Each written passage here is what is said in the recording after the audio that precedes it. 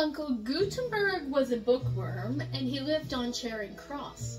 The memory of his volumes brings a smile.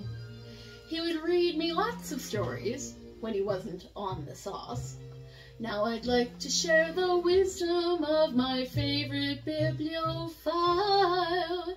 He said, cover is not the book, so open it up and take a look. 'Cause under the covers one discovers that the king may be a crook. Chapter titles are like signs, and if you read between the lines, you'll find your first impression was mistook. For a cover is nice, but a cover is not the book. Mary Poppins, could you give us an example? Certainly. Nelly Rubina was made of wood, but what could not be seen was though her trunk up top was bare, and well her roots were lush and green. So in spring when Mr. Hickory saw her blossoms blooming there, he took root despite her bark, and now there's seedlings everywhere.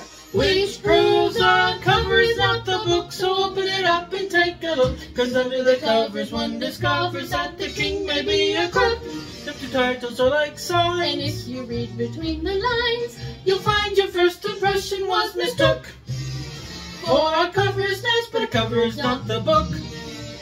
Shall we do the one about the wealthy widow? oh, by all means. Always loved that one. Well, go on then. Lady Hyacinth Macaw brought all her treasures to a reef, Where she only wore a smile. plus 2 feathers and a leaf. So no one tried to rob her, 'cause she barely wore a stitch. For when you're in your birthday suit, there ain't much there to show you're rich. Oh, a cover is not the book, so open it up and take a look. 'Cause under the covers one discovers that the king may be a crook. Ta-roo-la-ree-ta-roo-la-ree-ta-roo-ta-ta. You'll find your first impression was mistook. Ya-da-da-da. For a cover is nice, but a cover is not the book. Give us a line about the dirty rascal, why don't you? Isn't that one a bit long? Well, the sooner you're into it, the sooner you're out of it.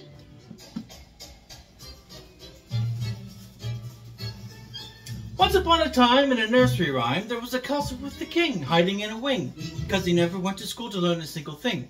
He had scepters and swords and a parliament of lords, but on the inside he was sad, egad, because he never had a wisdom for numbers, a wisdom for words. Though his crown was quite immense, his brim was smaller than a bird's. So the queen of the nation made a royal proclamation to the misters and the messers, the more or lessers, bring me all the last professors. Then she went to the hairdressers, and they came from the east, and they came from the south. From each college they poured knowledge from their brains into his mouth. But the king couldn't learn, so each professor met their fate, and the queen had their heads removed and placed upon a gate. And on the date, I said the words got a note that their mate was now the late great. But then suddenly one day a stranger started in to sing. He said, "I'm the dirty rascal, I made to teach the king." And the queen clutched her jewels, because she hated royal fools. But this fool had some rules he really had to teach in schools. Like, to be a happy king if you enjoy the things you've got, you should never try to be the kind of person that you're not. So they sang and they laughed for the king in front of friend, and they ran into a rainbow for the story's perfect end. So the moral is, you mustn't let the outside be the guide, for his nose is cut and dry. Well, unless it's Dr. Jekyll, then you better hide.